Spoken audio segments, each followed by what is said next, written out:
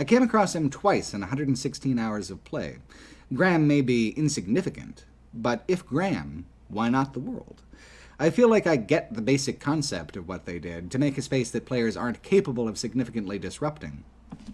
Even with the nuclear missiles, you aren't allowed to nuke the starting area, and it's an intentional function of the endgame. They've accounted for it. Think, though, on that scene from HBO's Westworld reboot, where a guy, a player, drunk at the card table, gets up and starts killing everyone around him, laughing at the sport of it. The park workers who come in to clean up after him and reset the saloon are incredibly irritated by his outburst. There's only so much time before other customers, other players, show up who will want bartenders to be alive to pour them drinks and saloon girls unblemished. Sowing deliberate chaos in a single-player game is controllable. You have only your own save file to break. Sowing trollish chaos in a connected multiplayer environment is a more difficult thing to manage by far. If they make a town with people and lives, what's to stop some number of those 24 players from just relentlessly fucking with them for no good reason until the game breaks? It makes quests easier to shatter. It makes everything more complicated. Still, other MMOs have been dealing with this for decades by simply making key NPCs immortal. If you've played World of Warcraft, you've certainly seen a town or two full of corpses with 3 quest givers still standing, incapable of perceiving that things aren't quite normal that day. This is awkward, but certainly no more awkward than the total removal of non-player humans. The Overseer is still alive during her journeys, after all. Her final holotape comments on players launching nuclear missiles. She's against it, for what it's worth, a moral plea that means very little against the endgame crafting loop that requires you to venture into these blast zones. All the other characters on the holotapes are dead. She's just absent. It's strange to be chastised by someone who's kind of theoretical as a character. Couple that with Graham, though, a living NPC functioning normally. If Fallout 76 isn't 100% committed to not having NPCs, why did they go 95% of the way in that direction? Of course, there's more to Fallout 76 than is available now. Every numbered vault in the game, which is all of them except Vault 76, Vault-Tec Test Vault, and the White Springs Bunker, are sealed off and inaccessible. It turns out that Bethesda did say, pre-release, that this was how it was going to be, but I had missed that, and I was extremely frustrated by the vault's closures. Point is, though, that the vaults represent whole new areas, systems, and features that are, as of this writing, not yet implemented. Fallout 76 is part of the new era of games as service, and by withholding this content, they provide a reason to come back later. I think that's sketchy and frustrating, but like I've said, I'm not the one in charge of Fallout. Perhaps there will be NPCs there, finally. Maybe you'll meet the Overseer. Maybe there will be some kind of closure to the plot besides nuke the Scorch Beasts to make them larger. Who knows? But the whole no NPCs rule is a perplexing rule that they've already functionally broken many times over. Having everyone dead is intended to provoke a kind of pervasive melancholy, but the structural ramifications and the naked artificiality of the decision never let that melancholy come through very well for me. Like Fallout 3, I felt like the world I was in was rough, dangerous, but also irredeemably ridiculous and silly. Certain moments, certain vistas, can absolutely feel desolate and meaningfully bleak, but the moment is fragile and sure to pass. Weather effects are varied and impressive, from radiation storms a la Fallout 4 to more mellow instances of morning fog lit by brilliant sun or regular rain falling heavy through shadowed forest. Sometimes, though, the moments of beauty struggle to rise out of the technical problems that the game has. Certain regions, especially the Toxics Valley and the central north part of the map, seem washed out and muddied much of the time. Other areas, like the Mire, are moody and beautiful on a consistent basis. The Mire in particular leans heavily on the colored fog and god ray effects that the lighting system is particularly skilled at. The forests of the starting area can look incredible close-up and in the middle distance, but look underwhelming in the long view of the landscape, noticeably more artificial and bland than some of its contemporaries, like Far Cry 5, for instance. Then there's the ash heap to the southwest, the one truly apocalyptic part of the landscape. It does look incredible, and its danger scales well from levels 15 to 75. It's got deathclaws, ghouls, protest suppression robots, and these great stout fellas called mole miners who grunt and scream creepily through their old air filters. It feels the most traditionally Fallout out of any of the regions, and as such has some of the best vistas. Smoke-blackened skies, towns and roads torn apart by shifting ground, an intimidating and gorgeous excavator towering over everything. The final region of the game is the Cranberry Bog, a heavily mutated swamp. Its cranberry forests, towering otherworldly trees that puff out gorgeous clouds of colorful spores, are the most exotic thing in the game, although underutilized as yet in terms of plot and quests. The bog is interesting. It's got ruptures in the landscape, deep trenches hidden by foliage. On the one hand, these trenches are annoying as hell when trying to get from point A to point B, especially in power armor. On the other, the Cranberry Bog has the highest concentration on the map of Scorch Beasts, the totally not dragons of Fallout 76. These trenches give the player cover for moving around even when pursued by 2 or 3 of the Scorch Beasts, which is not an uncommon situation the closer you get to the southeastern corner of the map there. The thing about the map and these regions, though, is that they are absolutely enormous. The ash heap seems about the size of Far Harbor's map, for example, and it's one of the smaller regions of the world.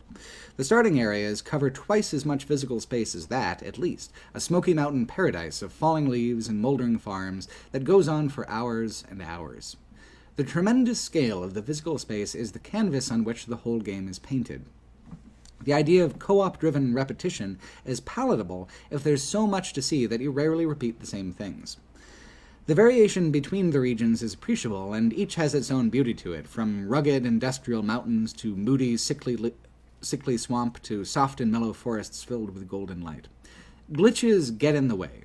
It's not always a gorgeous sight, but when it works, there's something to the look of the place that is unique. With a full wasteland, like New Vegas or Fallout 3, it's a lot of brown. Fallout 4 was much more deliberately colorful, but more in accents than primary hues. Fallout 76 goes full fantasy in its range of color, far beyond any previous Fallout title. It may not make total sense to have such a verdant world, but it's pleasing to the eye and resonant with the spirit, and that's all an imaginative landscape really requires when you get right down to it. Fallout 76's landscape actually does its best world-building once you've explored around thoroughly and gotten a solid sense of where things are and what they meant before the bombs fell. The greatest example is the monorail system. Despite its rural composition, Appalachia is home to a state-of-the-art, thoroughly atomic-era monorail system stretching across the entire southern reach of the map. Its transit takes it across some of the highest-level areas, through some rough and strange territory.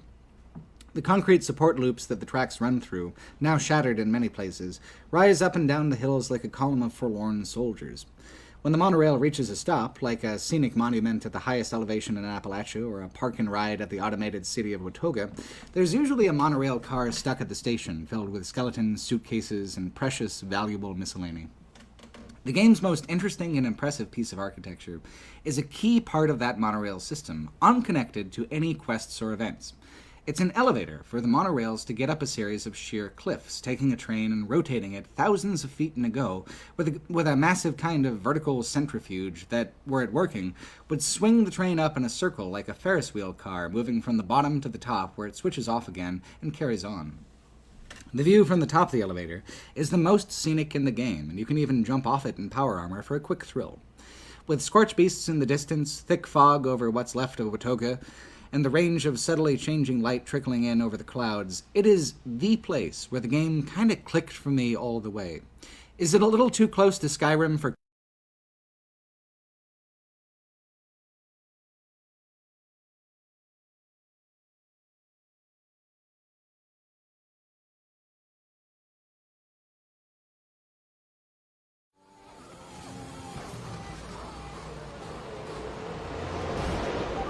Strategy is available on the MFT.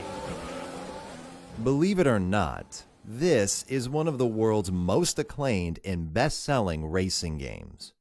A sequel to this, which was a sequel to this. Whoa, not okay there. So, does its successor, Formula 1 22, resolve these problems? Subject of today's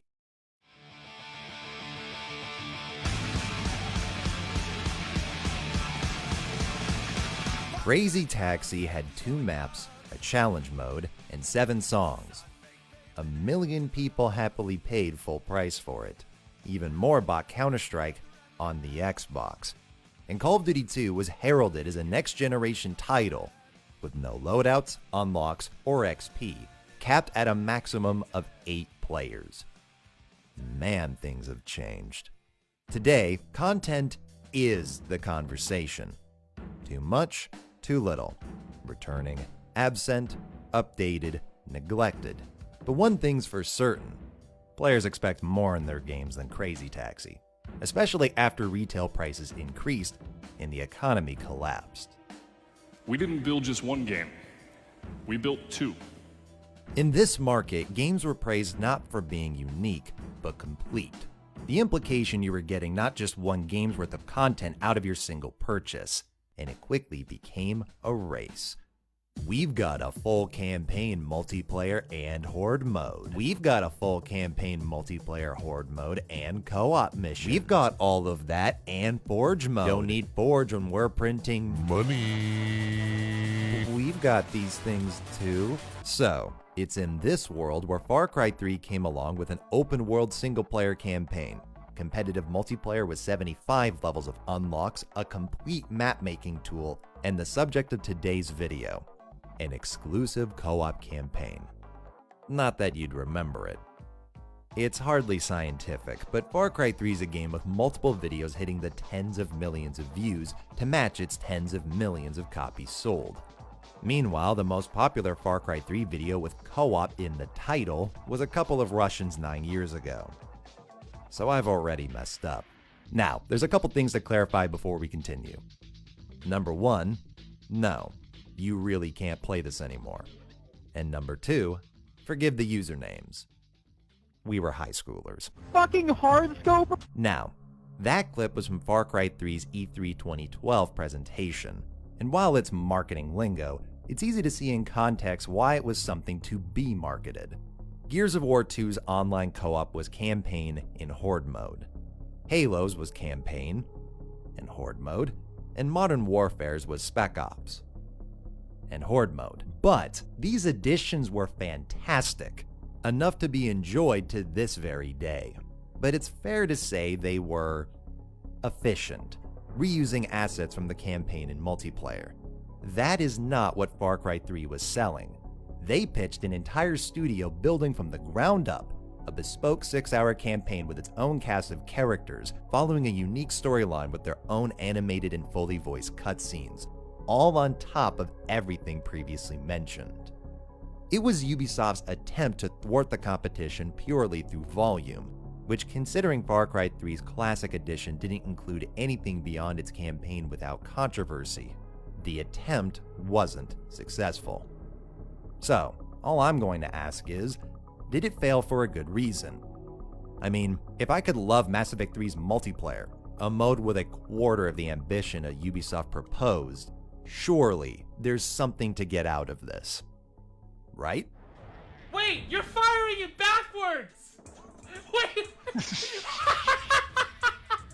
Before the campaign begins, there's an opening cinematic introducing our 4 characters working on a cruise ship that's suddenly attacked by Rook Island's pirates the captain sold out to in order to run off with all of the boat's cash. These 4 characters want that cash and set after their betrayer. Basically, that piece of shit has no case. Now, as you can't play this game anymore, I'm going to do what I normally don't and detail each moment of this game level by level, starting with an in-engine cutscene that's really a formality. It only explains everything that was just set up, presumably for those that didn't watch the cutscene before picking a loadout.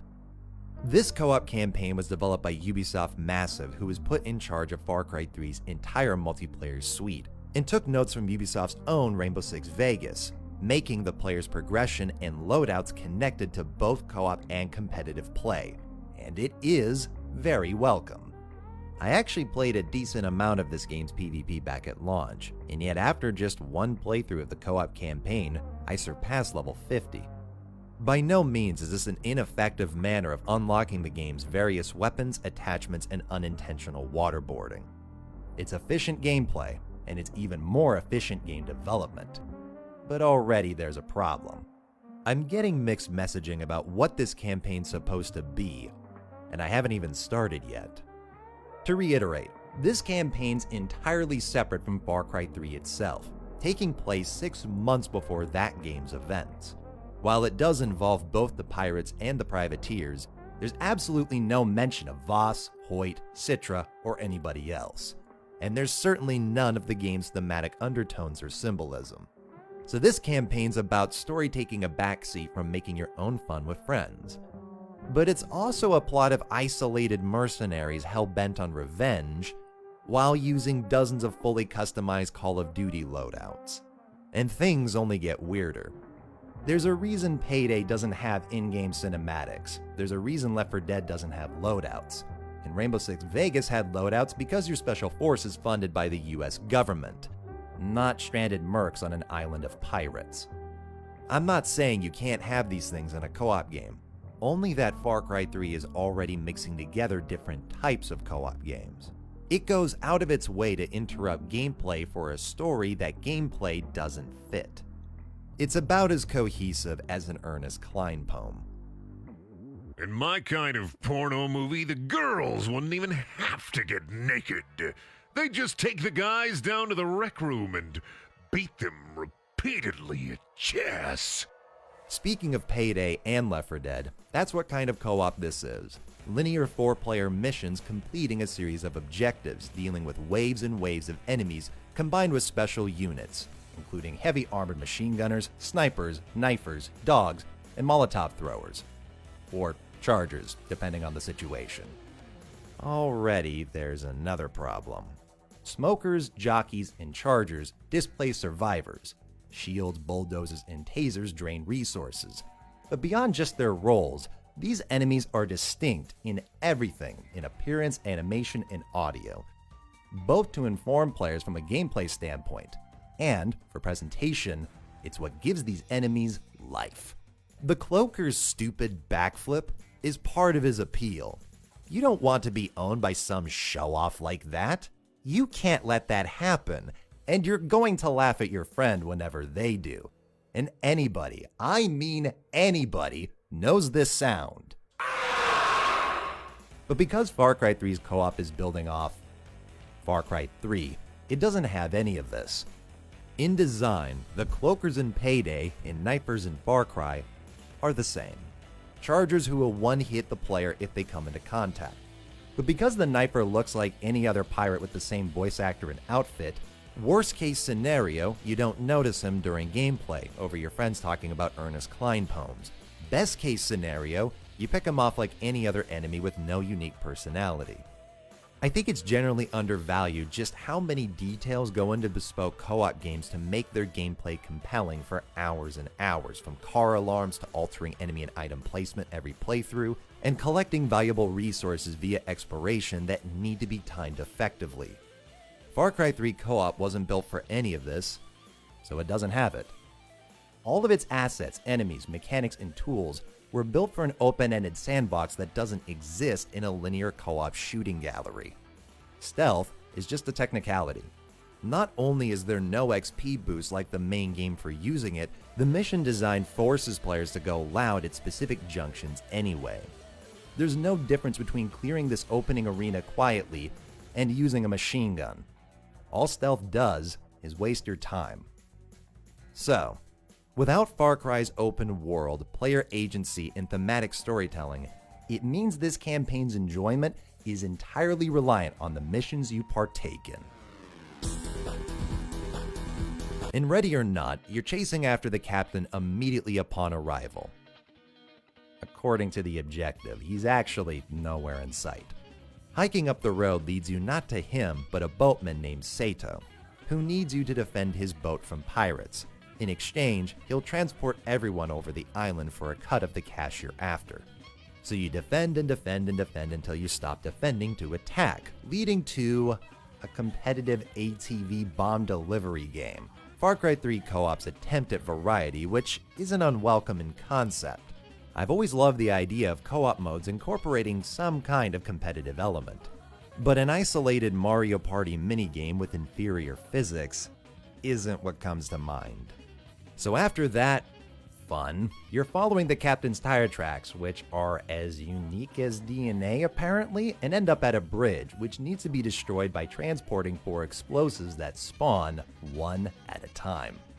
Never mind Mass Effect 3 made you transport this type of objective twice per game rather than 4, but on smaller maps without spawning the same enemies every single time you pick it up, which is how we got the backwards rocket.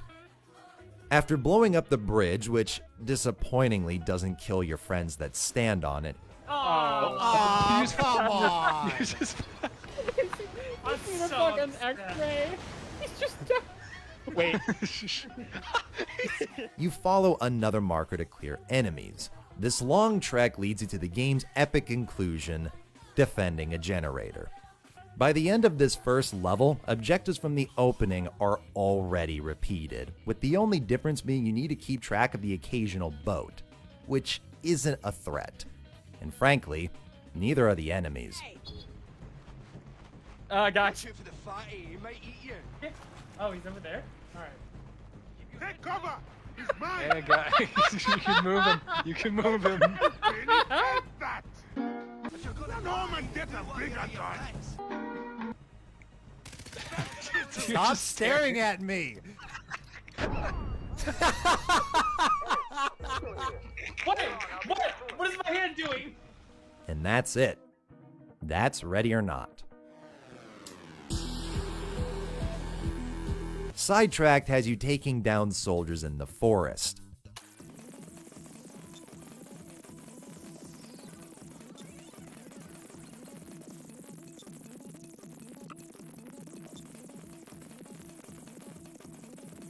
So that's Far Cry 3's exclusive co-op campaign that you can't play anymore. I just saved you an hour of your life. TLDR, that first mission is all of them. It's not a portion of everything you do in the game. It is everything. Watch this. The first mission starts with a cutscene saying they need to kill the captain. Then we need to hunt the bastard down and tear his fucking throat out. Before running to a marker and defending a boat. The second mission starts with a cutscene saying they need to kill the captain. By the time I'm done, you won't be able to tell his face from a squirrel in a wood chipper. Before running to a marker and defending a train. This section is broken up by a minigame where you also compete with friends. And that's followed up by delivering bombs one at a time to destroy a bridge with rocket and sniper enemies that keep respawning each time you pick one up. It is unreal. Though in fairness, the end of the mission is ambushing a convoy, which is kind of different.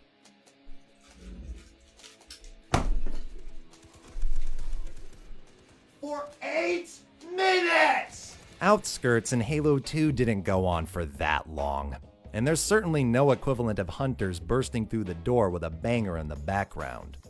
It just ends with High quality products. Notice how there's no Ubisoft games in that. What is my screen right now? The sheer irony of this mode's arrogance in promoting an exclusive campaign is to make 6 hours of Original content, it had to stretch existing content to the point where it's more repetitive than any of the modes it's competing against. 30 minutes into one match of Nazi zombies, and the game has been completely transformed in its weapons, strategies, and hordes. 4 hours into this game's campaign, you're moving more boxes! I already made a crack about playing the most padded game since Destiny 1's campaign in my last video, so I'm going to be much bolder now. This is worse. I'm dead serious. Destiny 1's campaign, for all of its many, many faults, didn't put me on the world's slowest boat with the game's slowest reload to mow down enemies in a competitive minigame where we can't even take damage. Oh, and guess what that minigame's followed up by? Defending a generator.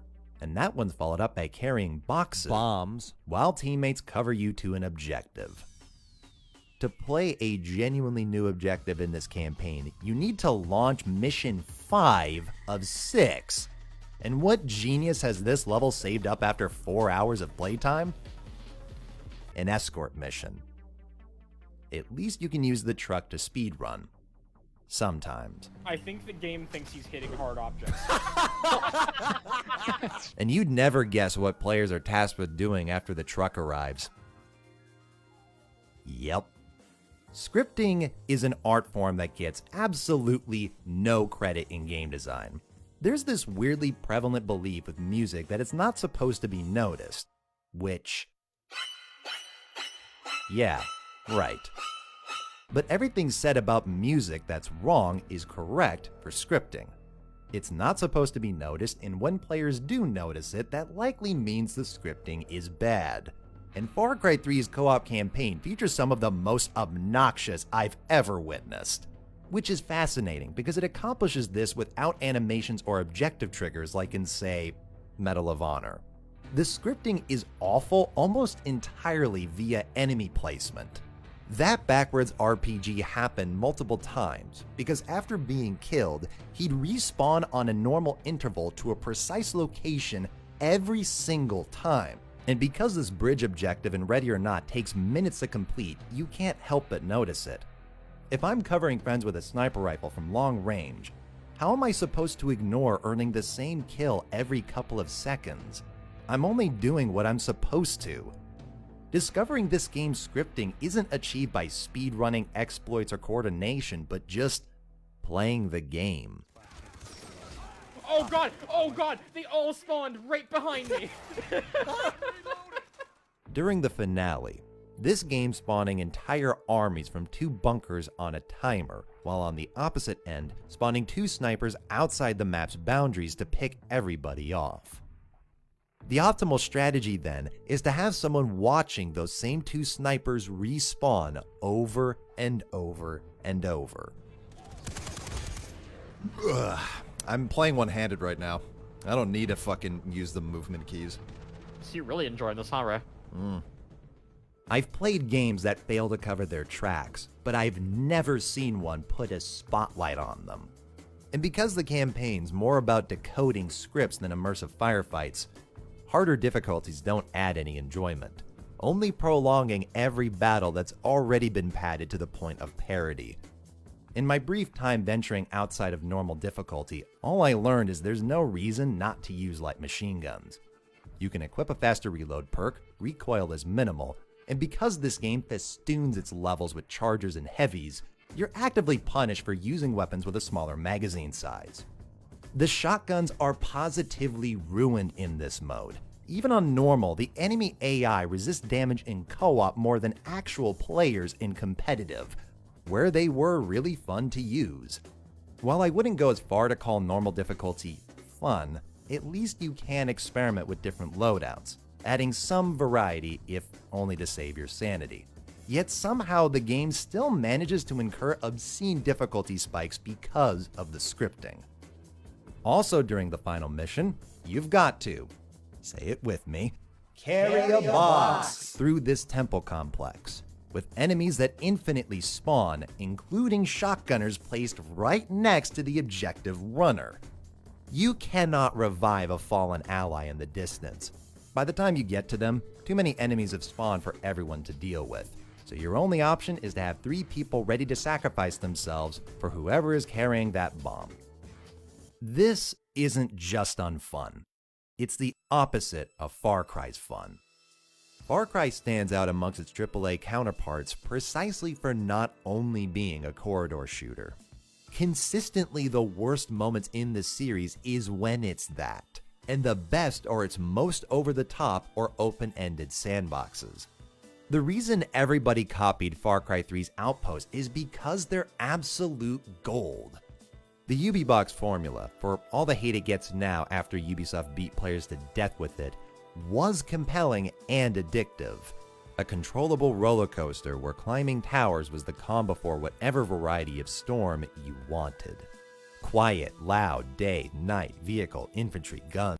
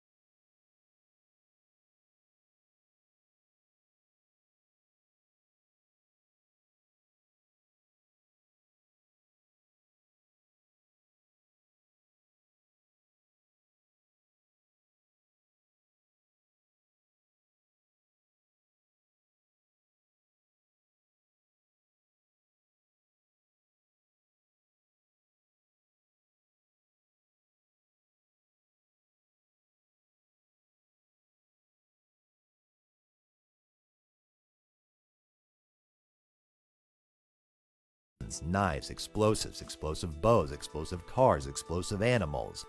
Even if it wasn't Far Cry 3, at some point in some game, a player's likely gotten into the groove of going from base to conquer the whole map before they knew it, utilizing every element of a game's sandbox. Far Cry 3 wasn't the first to do it, it was merely one of the first that managed to make almost every player engage with these outposts. Everyone's got a story about letting out a tiger, chaining together stealth kills, or flying into a car. What story does this provide? Other than bugs. Which, stay tuned. Within a week of beating this exclusive campaign, I'd forgotten everything that happened in it. And why would I remember it? How is the human brain supposed to distinguish between every single version of Carry the Bomb or Defend the Base? At least the competitive minigames give you a different gun or vehicle, but even this is quite limited. Whether you're using a sniper rifle, grenade, or rockets, you're just standing and shooting. And whether it's an ATV or jet ski, the physics are complete dog ass. While Payday or Left 4 Dead are a reference point, don't be mistaken. These missions don't have any varying layouts, enemy placement, hidden items, or minigames. Every mission plays identically every time. So once you've shot explosive bows that don't sync properly, there's no point in doing it ever again. More than the lack of variety, however, is the lack of craftsmanship. It's not just the objectives are spanned throughout this game. It's the objectives themselves are put together with duct tape. I actually respect using your fences as train tracks for this objective.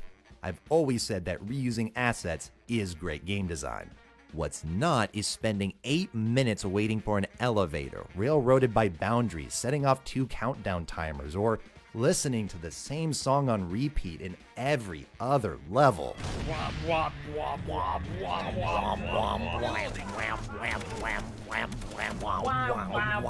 They really fucking like that song, Jesus Christ. RPG ahead! Now, remember the game's premise. Kill the captain and get the money. Here's the first time you ever meet the captain after that CG opening. I just put C4 on that door, that dude's fucked. This campaign's main villain, your arch nemesis, the only reason these 4 characters are on the island, disrupting and chasing this man in every single mission prior, is met when you kill him with the editing of a shitpost? Look, the captain doesn't need to be Voss. Or the Jackal. Not even what's-his-face that made your Wolverine. He just needs to be there.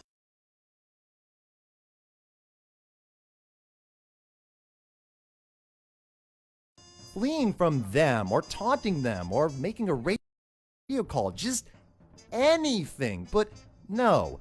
One optional CG cutscene is the entire motivation to pursue this invisible man for 5 hours through markers and elevators, and markers and elevators, and markers and bombs, and markers and bombs, and markers and bunkers, and markers and bunkers, and markers and bridges, and markers and bridges. That's not the end, though, because there was DLC released for this campaign. PlayStation exclusive DLC. Sony and Ubisoft were really proud of this, where on every official page and news article, you could read paragraphs about how the High Tides DLC is exclusive to PlayStation this January 15th. Only on PlayStation, a free bonus for PlayStation. Continue the story on PlayStation. It came out on Steam January 31st. They never announced this, it just appeared in a free update. Who does that? Who advertises an exclusive DLC on the full game's release day only to post it somewhere else 2 weeks later without telling anybody? And no, they never said it was console exclusive, just PlayStation exclusive. Though this was the era of gaming companies pretending the PC didn't exist. I mean, I'm not complaining, because it let us play 2 more missions. Or maybe I am. So after killing the captain and leaving with the money, our walking stereotypes are still on the island. I guess the boat seen floating off to the endless sea broke down and they needed a new one, which is conveniently located in a nearby village, but its villagers are asking for them to help fight the pirates. The name Redemption stems from the cop and former hitman saying they want to help these people rather than just fighting for themselves. Through committing endless murder, which seems mighty hypocritical to feature in Far Cry 3, considering Jason Brody's entire story of descending into madness and manipulation via his own journey of helping people through ceaseless murder. But once again, we haven't even started. On the official release page, it claims that the High Tides DLC missions are, quote, the culmination of all the hard work we've put into the main co-op campaign. They're truly the best of the best, with tougher fights, bigger competitions, some great up-close time with your favorite characters, and explosive moments unlike anything you've seen before. You carry 3 bombs to a bridge. In fairness, it's slightly different this time. You do technically have the option of carrying all the bombs together rather than going one at a time for it to spawn. Only enemy spawns are attached to the bombs, so if you pick up all of them, 3-wave spawn all at once is a horde you can't possibly clear.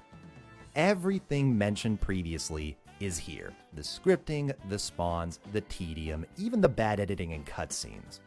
Although this moment did give us one of the best examples of how this game was never built for co-op.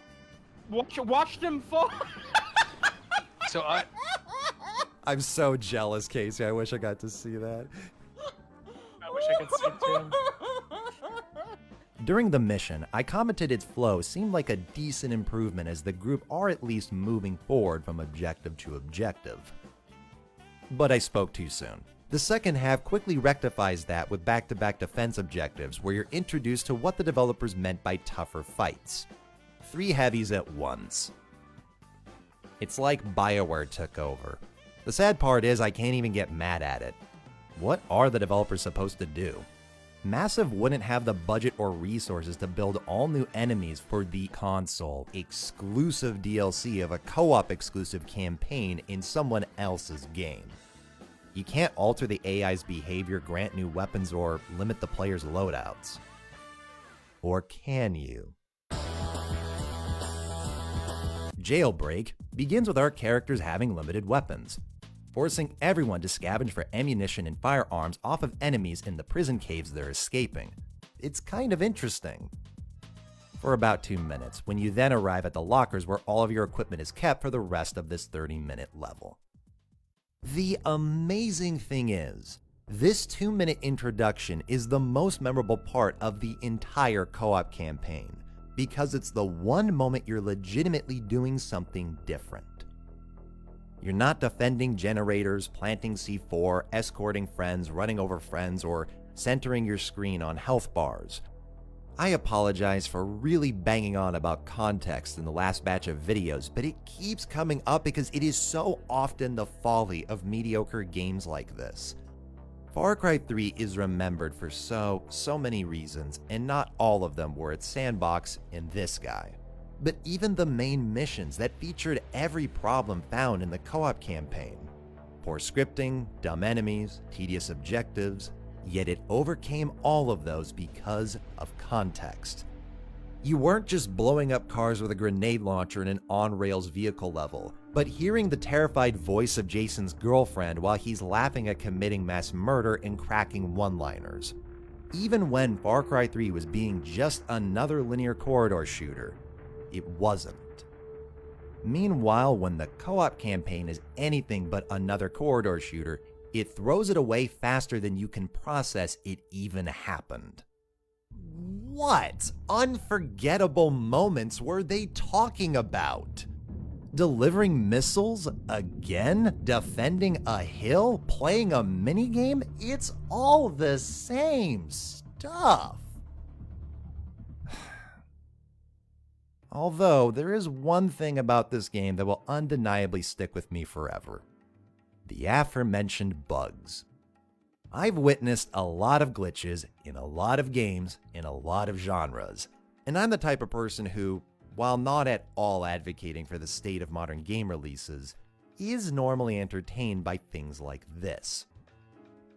I mean, I'm an Alpha Protocol fan. I have to be this way. And Far Cry 3 Co-op does feature a whole lot of the same entertainment value. But there's one moment during the final mission that I've never witnessed before. Throughout the game, there's been various moments where players are desynced in terms of location.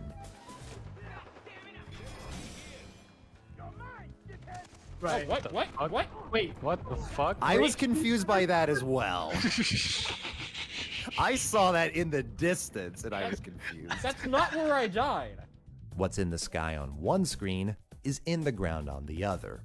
What's fascinating, though, is unlike normal games where it keeps desynced players in their respective states until the match is over, players seemingly get resynced after specific actions like reviving, switching weapons, or operating a turret.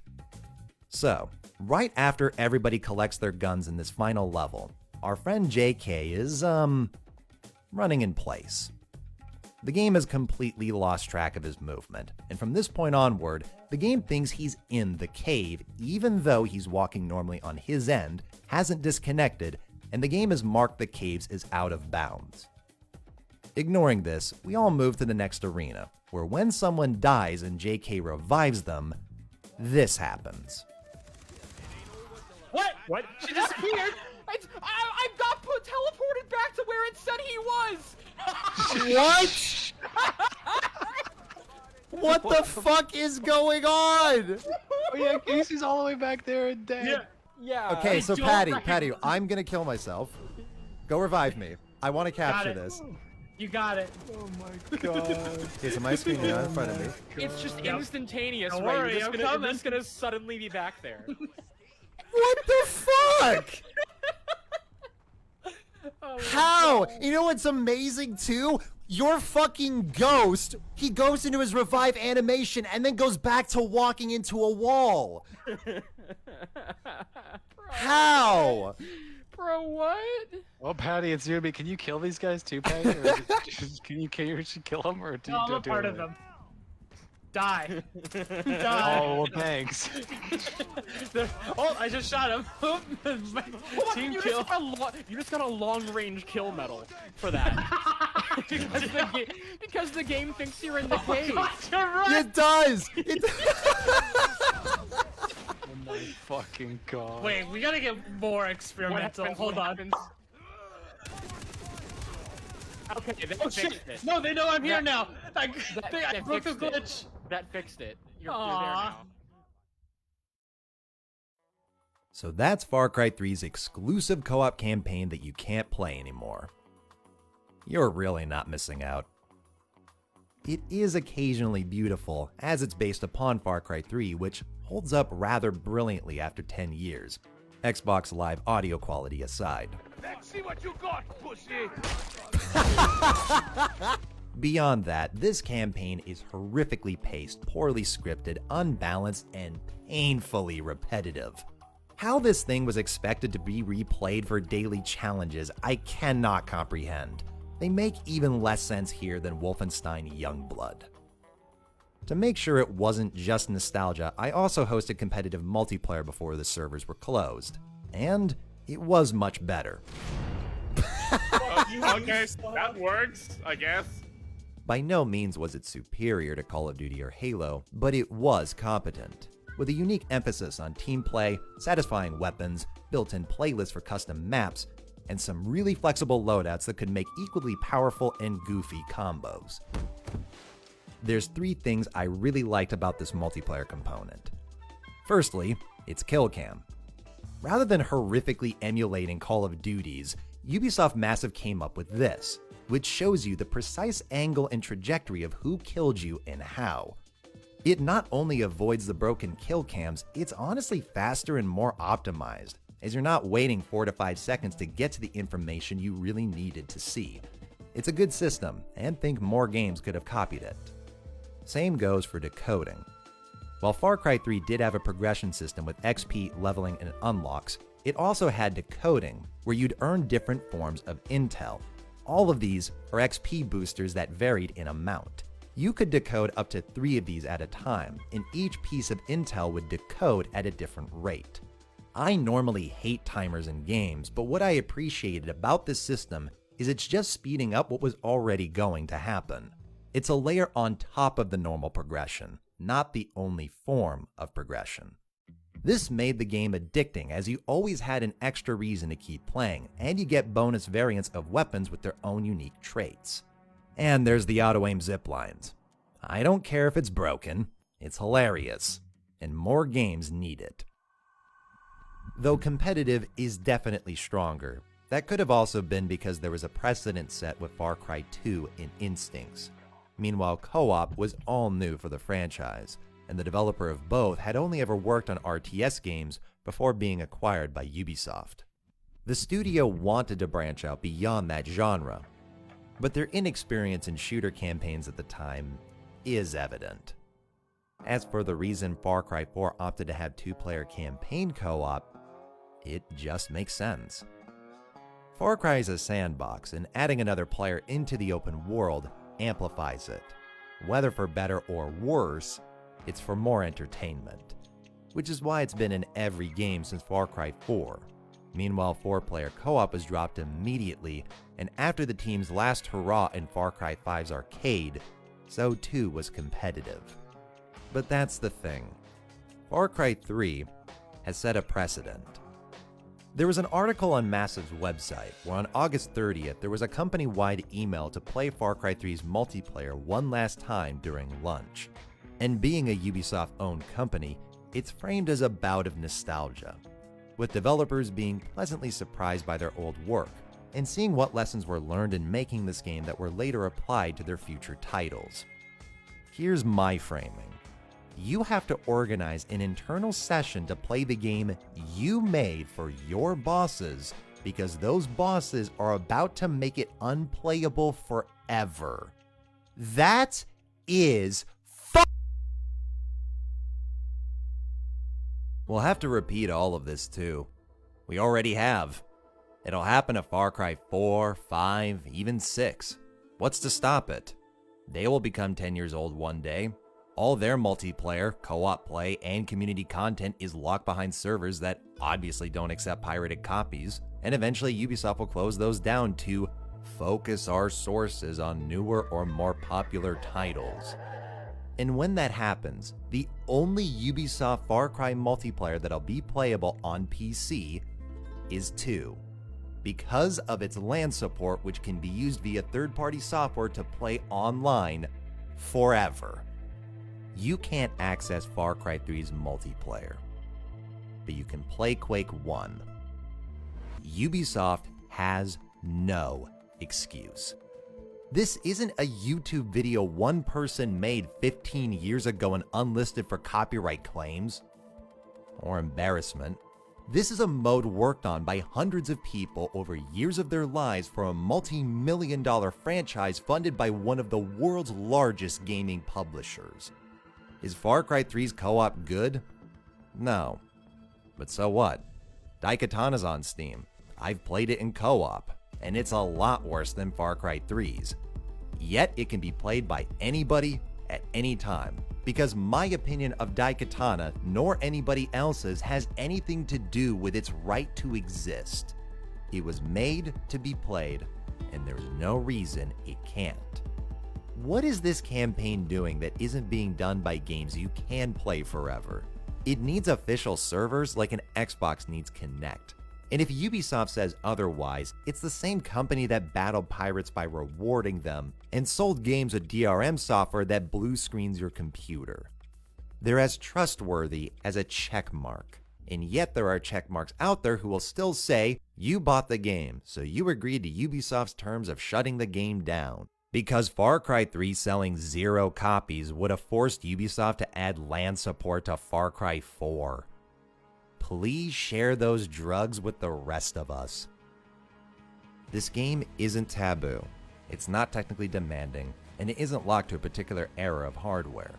It was sold to millions of people with the purpose of being bought, and it was made by a team of people with the purpose of being played, and now it can't. At least, not how it was intended. The idea of these corporate overlords employing all of this only to burn it all whenever it's no longer useful. It's not surprising, it's just insulting to every single working artist in the industry today. And do not believe for 1 second that it's necessary.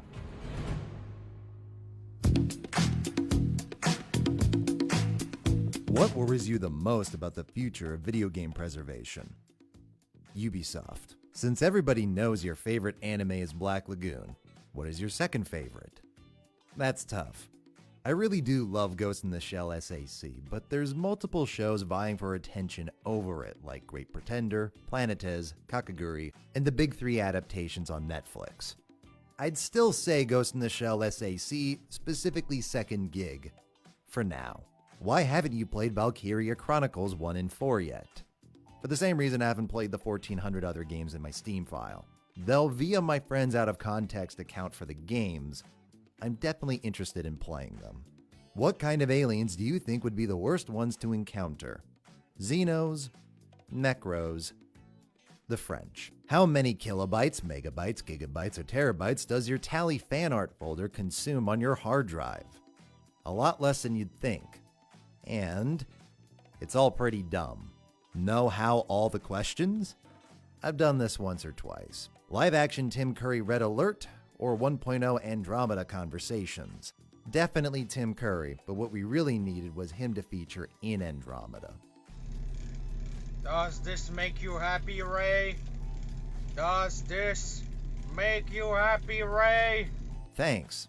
I hate it. What time do you wake up averagely? It used to be 9 to 10 a.m., but with these SNRIs I'm currently taking, I can't seem to even get up at noon. At this rate, I might just chuck them into the ocean and give some dolphin a trip. Do you have a flat ass? It's not an ironing board, but it ain't a bubble either. How much fuck would a woodchuck chuck if a fuckchuck could fuck wood? Lots. Can you make this your morning alarm? Get the fuck out of bed, bitch, go! Done. Get up, and then they got go on.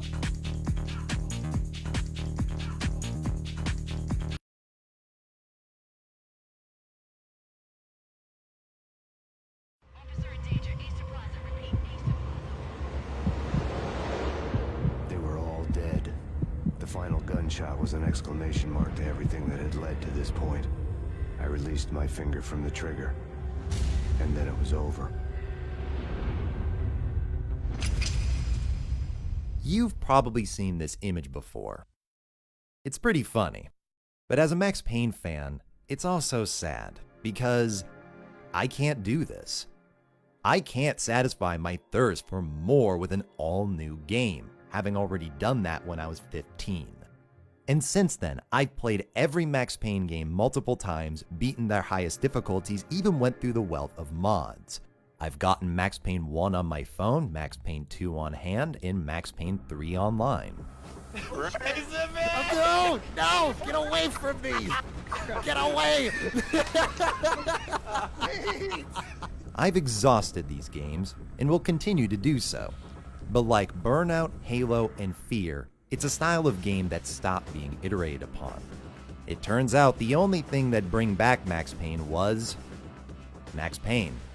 And as excited as I am for Remedy's remaster with Rockstar's Riches, there's a certain cynicism to the biggest Max Payne news in years being to play Max Payne 1 and 2 again. But then I remembered there's something Max Payne related that I hadn't experienced. The clones.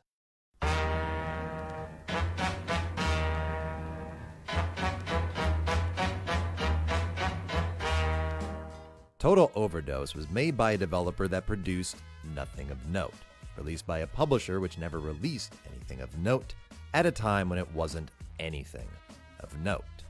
In 2005, Max Payne was recent enough that its imitators were written off for what they were, imitations. Meanwhile, the next generation of consoles was just over the horizon, ones that were about to introduce millions of new players to far more influential third-person shooters. Yet, Total Overdose has managed to retain a small cult following, either for carrying the torch for Max Payne fans, or because it's crazy. Total Overdose isn't the most memorable name, but the most accurate one. Max Payne survived experimental drugs, freezing temperatures, bullets to the head, and falling down multi-story buildings, but was he ever bull-charging people into paste, fighting armies of the dead, or ramming cars into explosive towers? Max Payne 2's firefights were played to the sound of cellos and flutes. Total overdoses are accompanied by Molotovs. Max Payne dual wields MAC-10s. Ramiro dual wields machine gun guitar cases from Desperado. Max Payne can shoot dodge. Ramiro can shoot dodge, flip off walls, bounce off walls, do a 180 shoot dodge, and rewind time itself. And if that wasn't enough, he's given a combo meter that's refilled per kill, granting bonus health and power-ups every 3 kills. And if that wasn't enough, these combos are attached to a scoring system that's tallied at the end of each mission, granting further bonuses to weapons in your character. And if that wasn't enough, there's more of these bonuses to be found within an open world. And there's an open world, one with side missions, vehicles, character progression, bonus points, and multiple zones. Yeah, there's a lot going on here. So, I'm just going to ask the question, do these things improve the game? No. Forcing you to drive vehicles with the physics of Tony Hawk's Underground and mandatory side missions doesn't improve a game about shooting enemies in bullet time, something that nobody could have guessed. Let's run these down one by one. The movement abilities.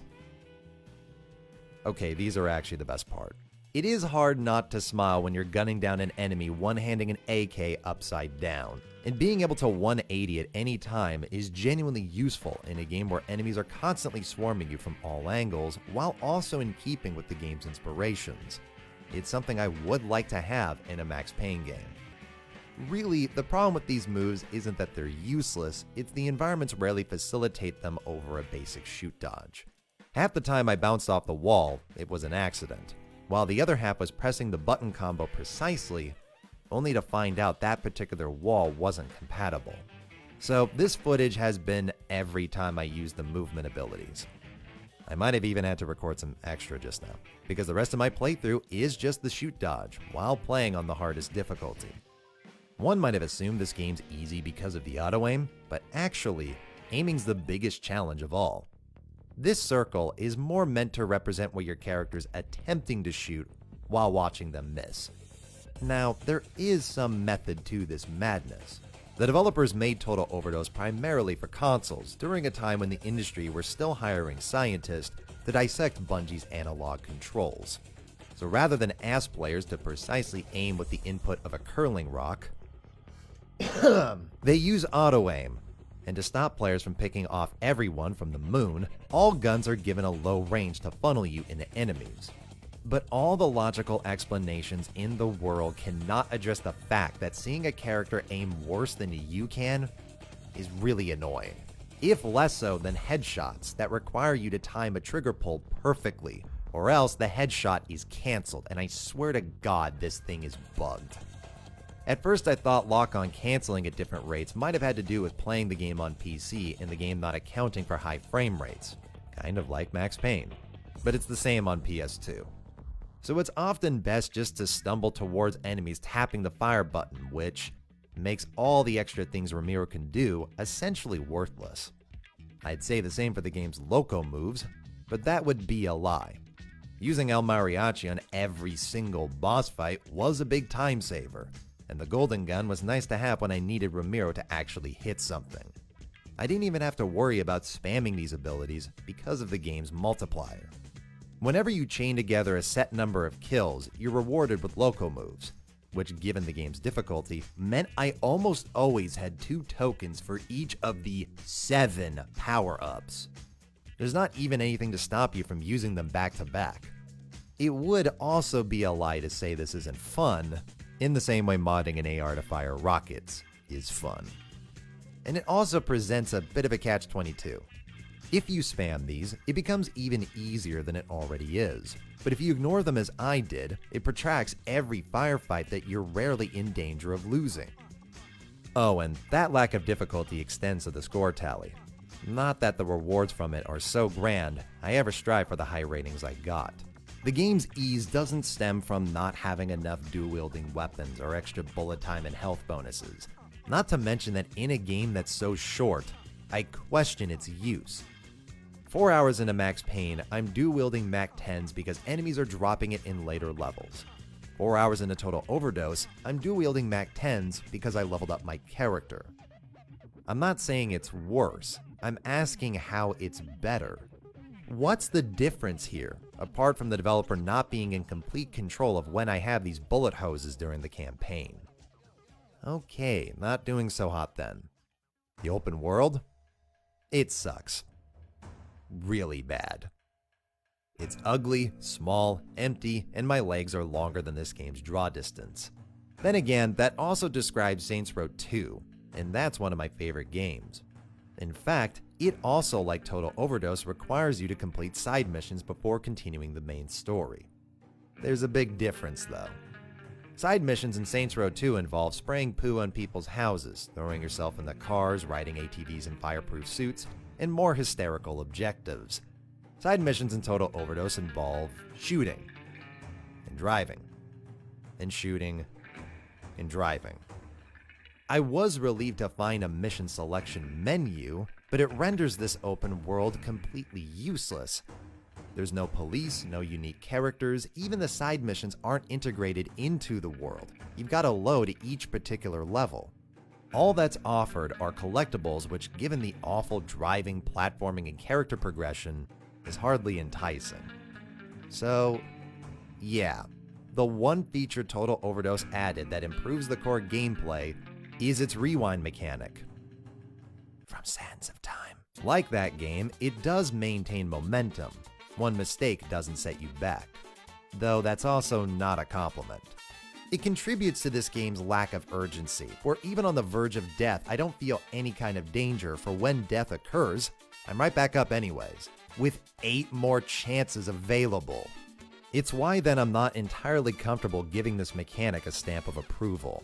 It's more like a band-aid for Total Overdose's core gameplay, consisting of endless lock-on targeting inept enemies with technical difficulties through a chain of shipping containers, factories, and back alleys, with objectives separated by countries, and the biggest padding I've witnessed since Destiny 1.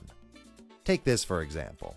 Ramiro sends a speedboat into the top of a mansion swimming pool, and just when you're torching some rich asshole's estate, there's a locked door. So you must backtrack to flip a switch and repeat the firefight, only to start descending down the man's pier, where this level could have just started with the boat you had ascending up to the mansion. And it only gets more egregious. The objective in this temple is to flip a switch that sends data from a satellite that needs a switch to align it, which needs a switch to power its generator.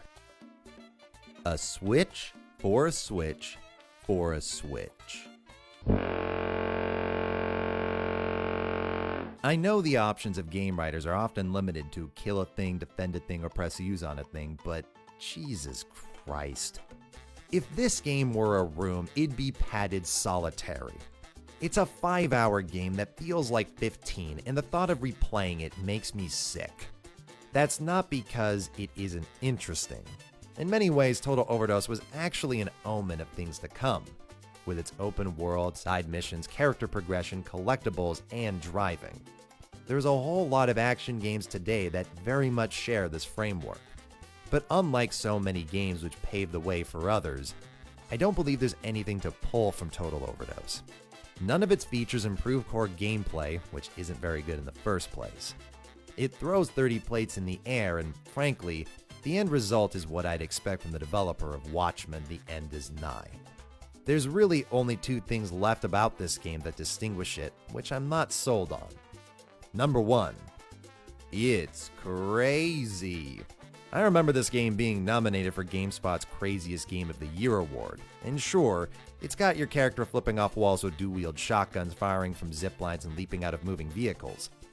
But not only is this pretty unremarkable in a post-Just Cause world, it's not even that remarkable for the standards of the time.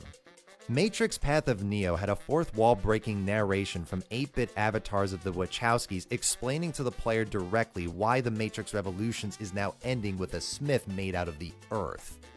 And AMP3 is, well, AMP3. Number 2, it's, Mexican. I'm sorry, but this game's about as Mexican as I am. Blasting Molotov, wearing a sombrero, and every enemy screeching, "Pendejo!" isn't Mexican. It's what Mexico is to a bunch of Europeans living in Copenhagen, because that's where the game's developers were. Next game.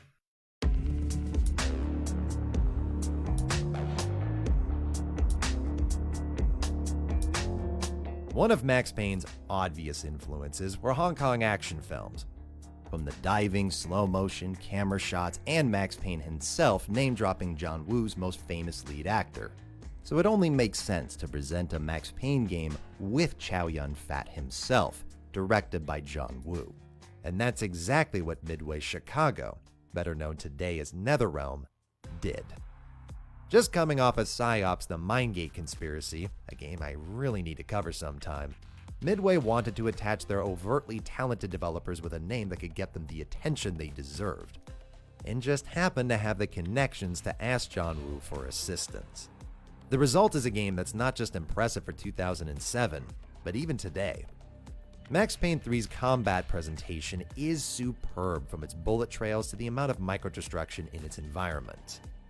So it says something that a game released when Max Payne 3 started development is even more destructive.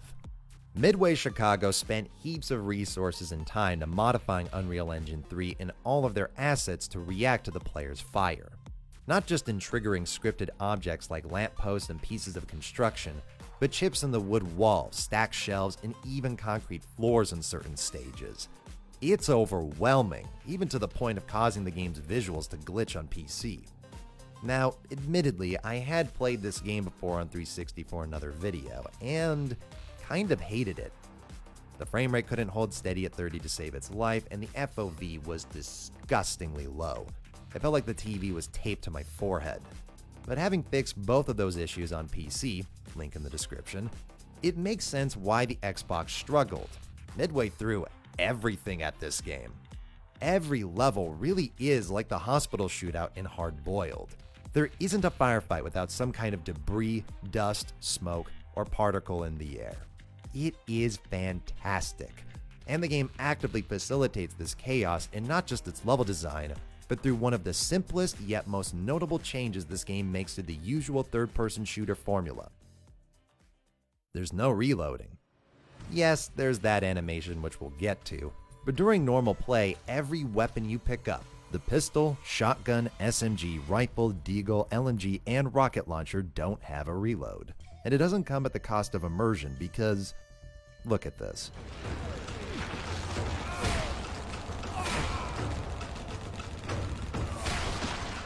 Is not reloading really the most ridiculous thing going on? And guns still have limited ammo with a 2-weapon limit, so you're actively swapping between whichever tool is most useful in a given fight, while letting you hold down the trigger in the most intense fights, creating that action movie spectacle dynamically. I'm not somebody who is actively against reloading in video games, but here it was absolutely the right call, and in games like Stranglehold, it's something more designers should consider. You can have contemporary weapons that don't reload. It's not a sin. What is are QuickTime events. They're not called as such. Midway gave them the moniker standoffs, where you lean left and right to dodge bullets. It's dumb to look at, slow to play, and kills the game's entire pace every time it happens. Though the reason standoffs exist is because the game has nothing else. Everything you've seen is Stranglehold. It's the opposite of Total Overdose. Thankfully, there are at least a variety of objectives and locations that our previous games sorely lacked. While Stranglehold's not very impressive in its raw textures and animations, the spectacle makes up for it, and the different backdrops do present a changing atmosphere and soundscape, with you fighting out in Hong Kong back alleyways and rocky islands, along with penthouses and museums in Chicago. The most notable objective variety are things like strategically placing guitar cases of ammo before each battle, blowing up shipping boats in whatever order you choose, dodging laser grids in the middle of firefights, and best of all, fighting an army of goons while a jazz band is ordered to keep playing, which might be one of the best objectives ever put into a video game. Unfortunately, it's not enough to keep the ceaseless barrage from growing stale. It's not that there isn't any flexibility in this sandbox. The levels aren't just destructible, they're interactable, allowing you to swing across light fixtures, sliding down staircases, run up railings, and land on a moving cart, controlling its direction.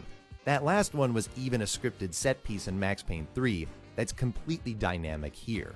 It's also not that Stranglehold doesn't keep introducing new things. It's that the developer stretches this game harder than Quan Chi.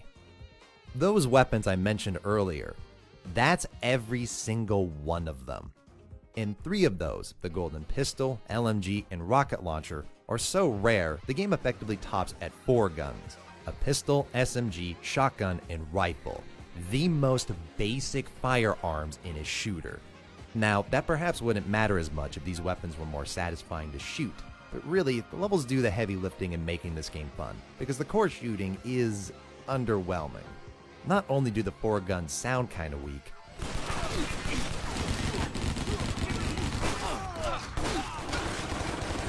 they're also very inaccurate. Obviously, it's meant to aid the environmental destruction this team puts so much effort into. But when the game starts throwing more bullet sponge enemies at you in the latter half, rolling the dice with these automatic weapons becomes increasingly annoying, especially when the gameplay loop itself isn't evolving in an interesting way. The only tactics I developed over hours of playtime was cherishing every golden pistol to clear the worst enemies, and learning to spam this game's final distinguishing feature in gameplay, tequila bombs.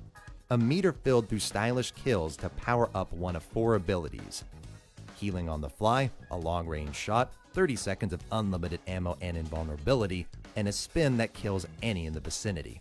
All of them are useful in the right circumstances, and the game's increasing difficulty greatly encourages their use, with Barrage being the most obvious fun. It encapsulates all of this game's strength into one 30-second romp, as does the 4th, which looks particularly goofy with a shotgun, but no more than the jazz band. The problem are these abilities, like the rest of the game, seem very one-note. Where bullet time's an ability that can be used aggressively, defensively, when you're diving through the air, running along, or trying to hit that particular explosive, these powers are rigid. Healing save are the brink of death, long range takes care of snipers, Barrage is to grin like a kid with fireworks, and the spin is done to skip an annoying firefight.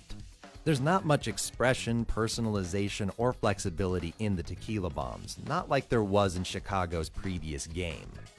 This is particularly apparent later on, where the game's method of difficulty on hard is throwing more enemies at you than can be killed in bullet time. And because there's no damage resistance when you're low at health, like there secretly is in a lot of games, an average player must rely on these bombs to win. There's also lots of annoying quirks about this game which become apparent at higher difficulties. Just like Total Overdose, enemies will spawn out of thin air, but this time due to poor scripting and placement rather than technical errors. And there's times when cutscenes are played for both entire armies and a duo, making it possible to waste a tequila bomb for a battle that doesn't exist. Also, this AI?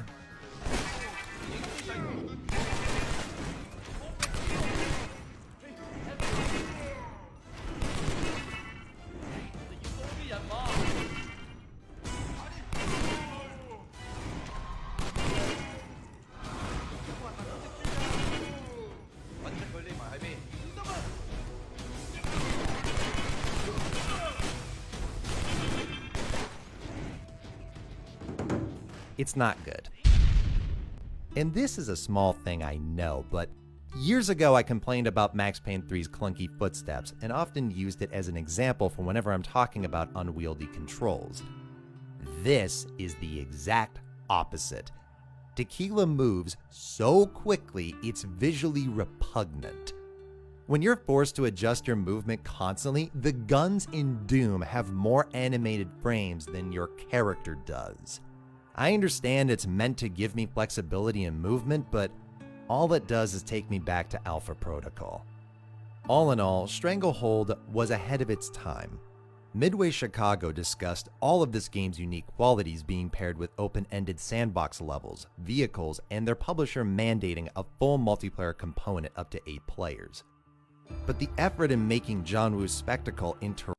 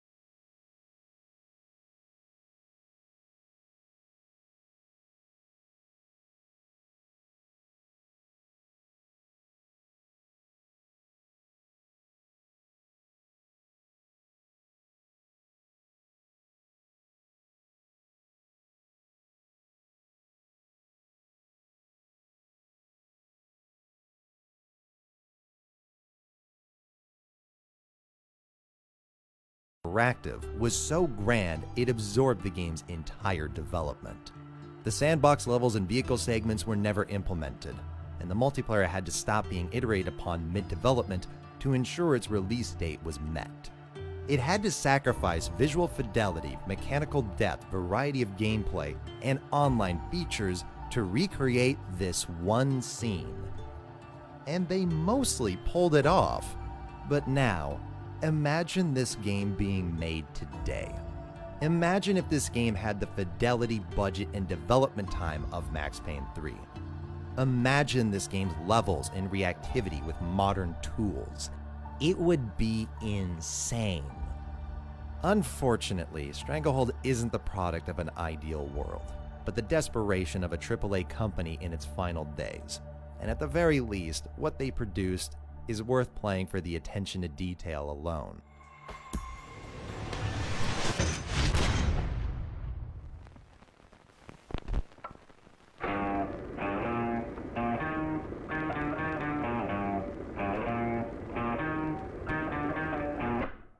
The humble developer trend of this video continues with a game by Artificial Mind in Movement, now Behavior. Leading up to September 2009, the company made Happy Feet, Drake and Josh, The Golden Compass, DS, Lord of the Rings Conquest, DS, Seen It Bright Lights Big Screen, and Wet. Yeah, I don't get it either. Whether this game's the product of a company going postal after years of movie license ports or a secret passion project brewing underneath the surface, there's no information to know. All that can be known is what the Quebec developer made: a Grindhouse cosplay. Now, Grindhouse is two things: a style of low-budget theater home to exploitation films, and a 2007 double feature by Robert Rodriguez and Quentin Tarantino made as a tribute to them, with two exploitation films of their own, complete with sex and violence, damaged film reels, and fake intermissions. Brought to you from your friends at the Weinstein Company. Wet thankfully doesn't have that, but it's got almost everything else, and absolutely nails the Grindhouse aesthetic with the grainy filters, character designs, and portraits. As a concept art book, Wet succeeds with flying colors, but as an actual game, let's start with a nitpick. This is a stock sound effect that's been used for decades. It's heard in everything from American movies to open world games and hip-hop albums. This ubiquity makes it hard to take seriously, but typically games use it as a sidearm. Now, frankly, the audio in all these games aren't great, littered with pea shooters that sound more like somebody imitating a gun. But Wet goes above and beyond, not only using this sound for your primary weapon, it's the only to have decent range, high accuracy, and infinite ammo with the most useful upgrades, including an increased fire rate, meaning 90% of the game sounds like this.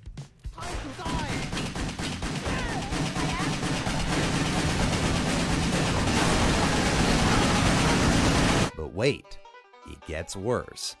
Wet's soundtrack is mostly comprised of licensed music with a big emphasis on rockabilly and punk, fast-paced, repetitive choruses of distorted guitars and reverb screaming. The exact thing that doesn't really mesh with... And these aren't instrumentals. You're forced to hear the same lyrics in a 5-minute battle over and over and over and over and over and over and over, making me feel like Kurt Russell in Death Proof. And my issue isn't that the music is too aggressive. My favorite band recently have been a British duo called Wargasm.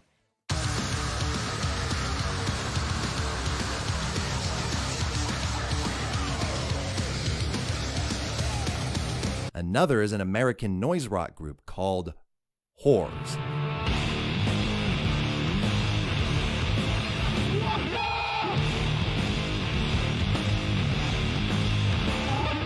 I love aggressive, distorted, overtly edgy music. I even enjoy many of Wet's songs in their original context, but as 30-second combat loops with infinite ammo stock sound effect guns, I'd rather hear Desync's webcam.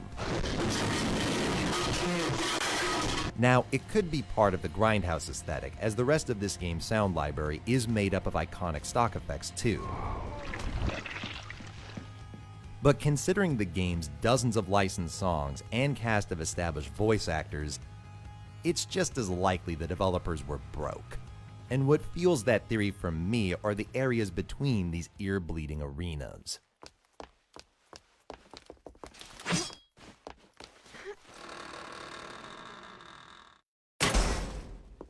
There are Garry's Mod conversions with more ambience than this. There are dev rooms with more ambience than this. For annoyed by the stock sound effects as I am, I'd rather use them than have no sound at all. Yet for the environments, it is so often not the case. Whew. And all of that being just about sound sets the tone for the rest of this game's construction, with the most evident being that this game doesn't feel good at all. Max Payne 3's curling rock has been replaced with a boulder. It's yet another 2000s victim of poor aim acceleration, even more so than GoldenEye Rogue Agent, where the turning speed varies so much over the tiniest adjustments made to the analog stick, you're either over or undershooting a target. It's a style of aiming that rewards you for relying on the auto-aim that pulls you like a leash, especially when enemies are packed together. It was understandable during the early days of those men in lab coats camping outside Bungie, but by 2009, there were no more excuses. The only way a company in the PS3 era released with PS2 aiming was if they never made a shooter. Alright. That inexperience is apparent in more ways than one. During firefights, you're given a multiplier in score tally. These points net you currency to spend on upgrading weapons or unlocking abilities such as firing when climbing and swinging. Personally, I don't see the point in locking away your game's unique traits, but it's the late 2000s and skill trees are all the rage, so I don't really care that much. What's baffling is this upgrade screen comes up at the end of every firefight, even those ending the stage, meaning you'll be prompted for an upgrade, go back to the game, walk 10 feet, and be prompted for the same upgrades after a cutscene has wrapped. I didn't edit this footage. It's Resident Evil 6 levels of pacing. In fact, it might be worse because that game didn't have challenges attached to weapons which you have to complete for the story to progress. These flashbacks have nothing to do with the story. They're just training for SMGs and shotguns. They don't even have an alternate firing mode or different ammunition. The shotgun is just a shotgun, a really bad one at that, requiring upgrades to be in any way decent, which then deters you from ever touching the other weapons until you upgrade those as well, which isn't until hours into the game. Wet isn't lacking for good ideas that should work on paper. Combining Max Payne and Devil May Cry seems like a match made in heaven, but the boring sword combat combined with endless slow-motion revolvers evokes those games like this name evokes respect for women. If there's anything that should be impossible to mess up in a Max Payne clone, it's bullet time, and yet, Wet achieves this. Rather than being attached to a meter like every game, Wet attaches bullet time to Ruby's acrobatics. Whenever she's jumping, wall running, or sliding, the game slows down, built for chaining moves against enemies with no ability to react. Bullet time was already too powerful in Max Payne's sequel, so for a game to grant infinite slow motion is completely insane. Yet paradoxically, the game seems aware of its own questionable design, as levels begin to swarm you with enemies that are also bullet sponges. And you know what that means. Still, could be worse. You could be playing a bad Tomb Raider game instead. All the interviews kept calling this game an acrobatic shooter as an effort to distinguish this from the cover shooting craze. But it doesn't fit, because Wet's one of the stiffest games of its generation, with its 6th-gen animations, inability to wall run after jumping, or just have Ruby reliably grab a ledge. It can't even use the camera properly, insisting on these cinematic shots that just stop me from seeing if Ruby's going to reach the ledge, which she often doesn't.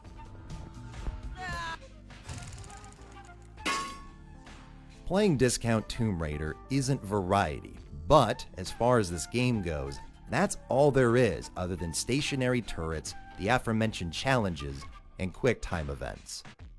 Man, I would have really liked to have played this level like in Uncharted 2 for the PS3, or Pursuit Force for the PSP, which beyond just being dull, I also have to question development. There's a hilarious compilation of Wet's QTE failures online, and while sequences like the highway are understandably reusing assets, lots of the failures are using completely original sequences that 90% of players are never going to see, and the 10% who do will just immediately repeat that cutscene again. This trend was such a waste. And I can't call this attention to detail, because if there's anything this game lacks, it's detail. I'm not talking about the environments, although those are very dreary, but the little things. These intermissions, meant to maintain the game's aesthetic and flow, appear just infrequently enough to feel jarring every time they happen.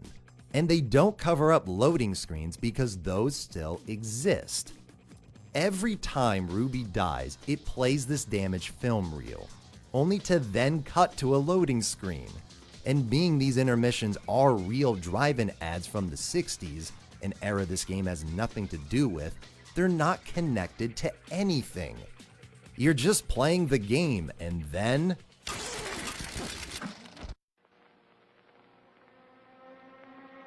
There are words men live by, words of strength. What does it do? It doesn't mask the loading, it's not funny, it's not related to the story, it's an interruption from the action, not a break, and none of these advertisements have any connection with Wet.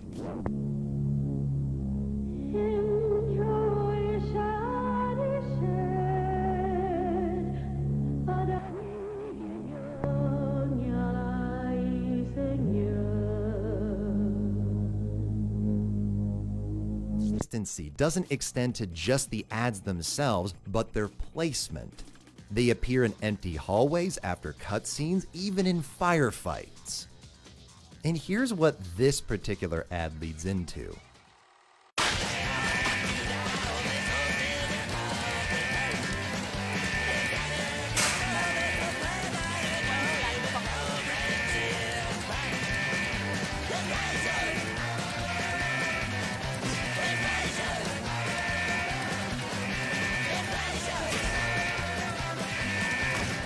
It's like they're trying to top this.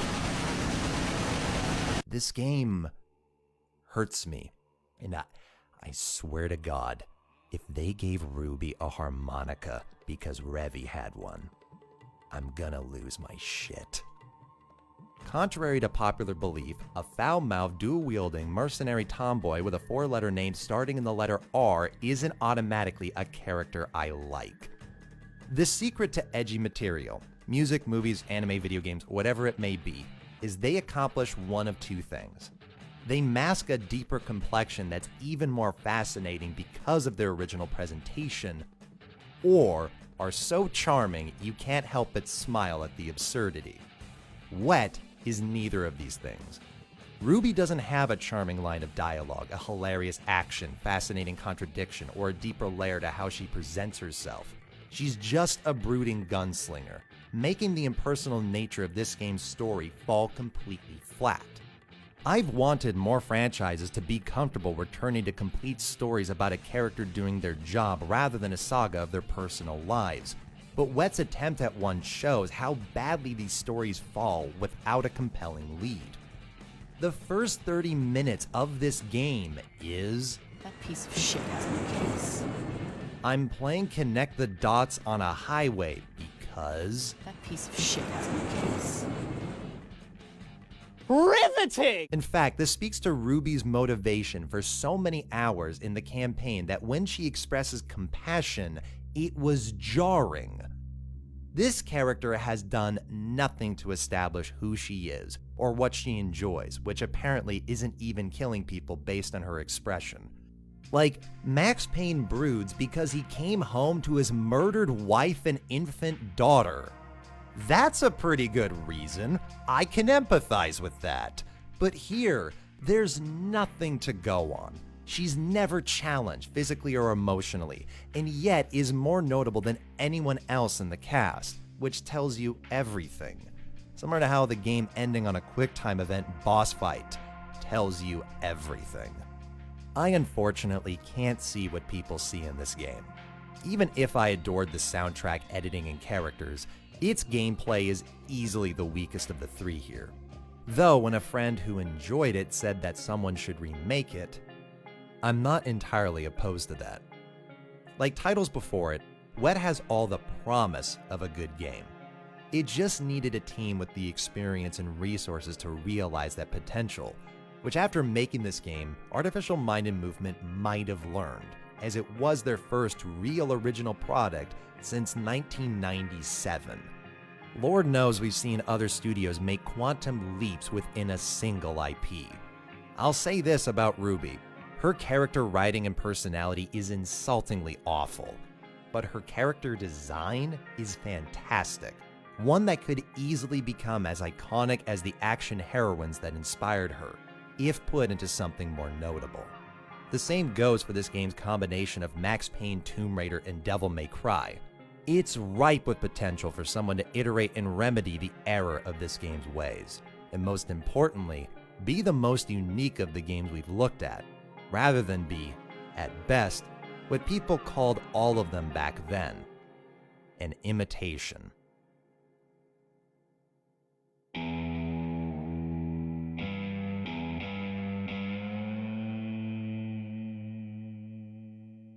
Honestly, part of my lack of uploads was willing myself through these games rather than do anything else.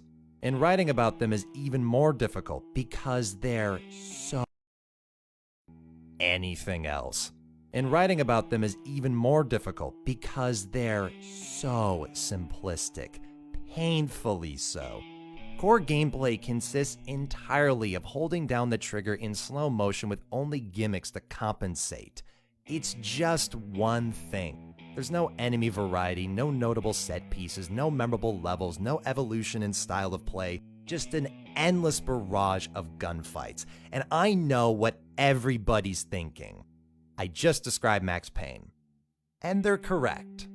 In the same way they're correct to say Burnout and Gran Turismo are both driving games, Call of Duty and Arma are both military shooters, and Mario and Limbo are both platformers. You know what none of these games have an equivalent of? Max's Nightmares, Mona's Funhouse, the police station, the cemetery, grandma with a shotgun, airport shootout, Matrix lobby, nightclub, character swap, the bar killing, TV shows, ragdolls, good writing, or underground kink dungeons, which not only connect to the plot but is the secret catalyst to this entire franchise's origin story. Max Payne is an emotional roller coaster. It makes you feel more than one thing. You're sad for Max's grief, you're laughing at his sarcasm, you're terrified by his nightmares, you're grinning at the TV, curious about the conspiracies, intrigued by Mona, disgusted by Vinny, mocking Vinny, pitying Vinny, and going through everything regarding Vlad. Even the weakest game narratively still has a strong sense of pathos through its phenomenal voice acting and music. These games didn't have the biggest gameplay variety, but made up for it through variety of context. Total Overdose, Stranglehold, and Wet might all have more mechanics than Max Payne, but in terms of mood, they're each a one-trick pony, desperately reaching for disconnected systems to make up for a lack of emotional variety. And you don't even need to accomplish this through storytelling.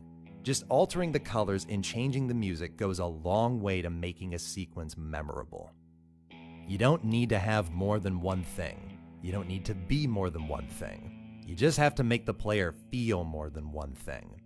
Because none of us are just one thing.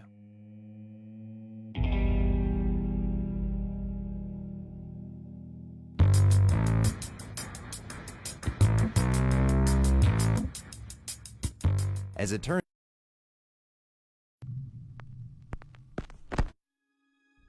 Whether it was Max Payne, BioShock, Transformers, or any of these, during the semi-generation, it featured the same perks, attachments, and creative class systems as this landmark title. Even the game, which famously satirized Call of Duty's contents, followed Call of Duty's contents.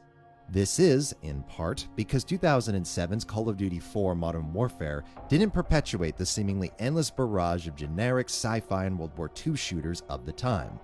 It was new, bold, and fresh. People flocked to it not just because of the game's quality, but because nothing else was like it on the market. Supposedly.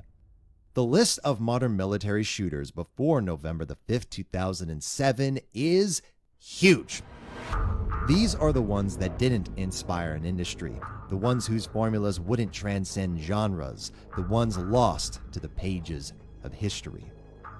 And I'm going to cover them. Not all of them, for if I dedicated 1 minute to every game here, the video would be over 100 minutes long. Instead, we're going to make the most of a coincidence. The games I bought for this video happen to release a year apart from each other, effectively covering the subgenre from 2003 to 2007, precisely when Call of Duty started before ending up as a modern military shooter. But first, a smidgen of history. The earliest game I knew of that approximated modern military shooters was the original Delta Force by Novalogic in 1998. The same year Rainbow Six and Spec Ops released. Ostensibly, 1998 was the year modern military shooters were born. But that can't be right. Not one game in the whole industry decided to plop you in a desert with an M16 before 1998? I didn't believe it, and with great help by longtime viewer Scorched, those doubts weren't unfounded. There's not only a decent collection of games that took place during present conflicts of the time, but some quite bizarre ones.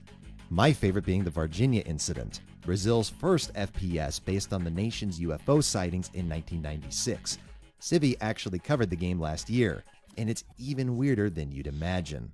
That same year also saw Marine Doom, a WOD made by notable game developer, the United States government, used to teach combat tactics to soldiers.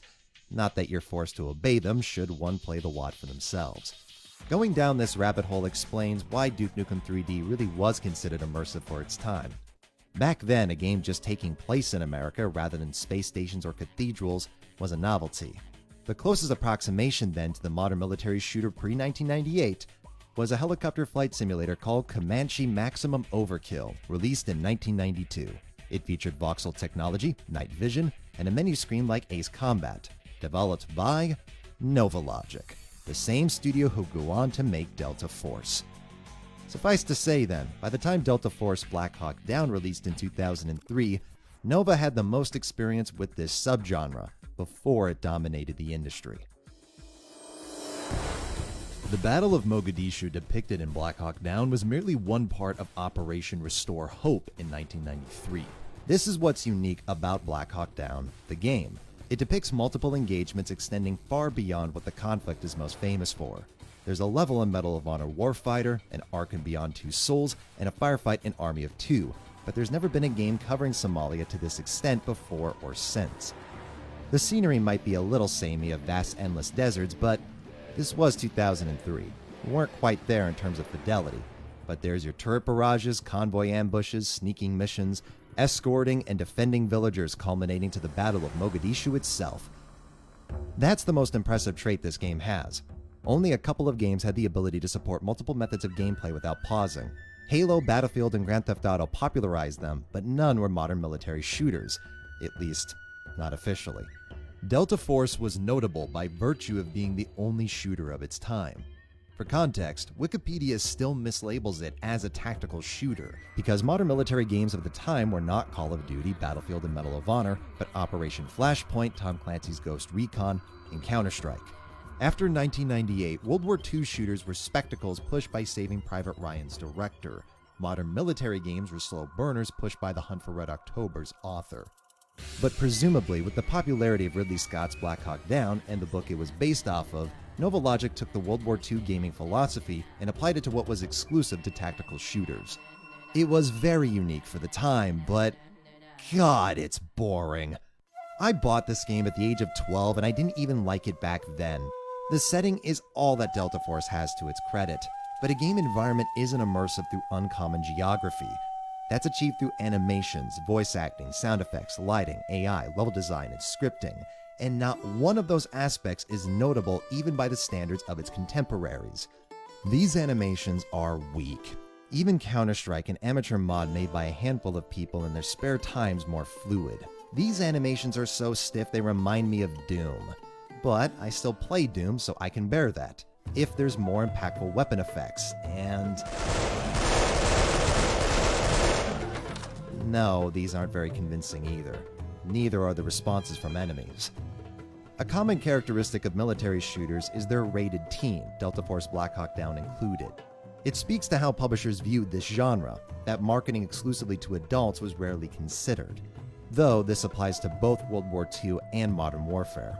It was just the era. In 2003, movies were the only places for blood, gore, and language while being taken seriously. Television was still dominated by primetime TV slots, and HBO hits like The Sopranos were the exception. And of course, 2003 was the year of Mission Accomplished, when pro-militarism was at an all-time high in American media. You weren't going to get an M-rated criticism in this environment. But more to the point, teen ratings effectively barred developers from bloody impact effects, which go a long way to making first-person shooters feel visceral. Without those, sound design and animations must bear the weight. Call of Duty carried the former, and its sequel had both. Black Hawk Down doesn't in either regard. Even the combat chatter doesn't evoke an emotion. Go 3. Can you pick up Team 1? We have to go now. Command, affirmative. As long as the LZ is clear. Understood. Team 1, clear that zone of all enemies and go 3 while I stretch you. Roger, Convoy Lead. Get moving. I'll be fine. Okay, Go 3. We'll head out before the fighting picks up again. Level design and scripting are all that's left to make this campaign notable, but Half-Life it is not. The brightest spot for me was having to navigate a minefield and alligators. It was the one time the game did something other than shoot dumb enemies responding like kids playing cops and robbers with weapons that sound like the cap guns those kids fired. The night missions don't count as variety because it's just the same gameplay. The scripting isn't powerful enough to build atmosphere or tension you'd expect from a covert operation. And because the game devoted all of its tech to large sprawling levels, it's got nothing in regards to lighting. Not at a time when dynamic shadows were still bringing systems to their knees. So you conveniently spend entire missions with night vision turned on. But hey, I'm sure that's just realism. That thing they're really concerned with. The biggest positive I'll grant Delta Force is being a linear game with flexibility of approach to objectives. It is refreshing to approach a warehouse from any angle. Though the game's firefights don't have an authentic sense of challenge, likely because the developers can't predict where the player's coming from, and the sandbox isn't reactive enough to adapt to the variability of the player. There's even squad commands, which I never noticed because there's no variety in the enemies and you're a one-man army in health. I've played worse games than this, but few that were so crushingly dull, and it's not because of its age, because I've played Rainbow Six. The interface is like SpaceJam.com, character models are paper mache facsimiles, and it doesn't even bother with displaying your weapon on screen. But the universal rules, permanent deaths, planning stages, and realistic level design make it an enthralling and exhilarating game even to this day. Delta Force isn't boring because it's old. It's boring because there isn't an ounce of intensity in its gameplay. There's one element that might have carried this game separate from its unique setting back then: multiplayer. It's simplistic in map design, game modes, and weapons, but NovaLogic released the only modern military shooter to host up to 50 players in a single match. And remarkably, this was translated directly to the original Xbox, and even the PS2 port had 32 players. The Desert Combat mod was available for Battlefield 1942 with 64 players, but again, that wasn't an official product you could buy off the shelf. Bewilderingly, it took 2 years for these console ports to release though, whereas the year before, there was another modern military shooter, also inspired by film.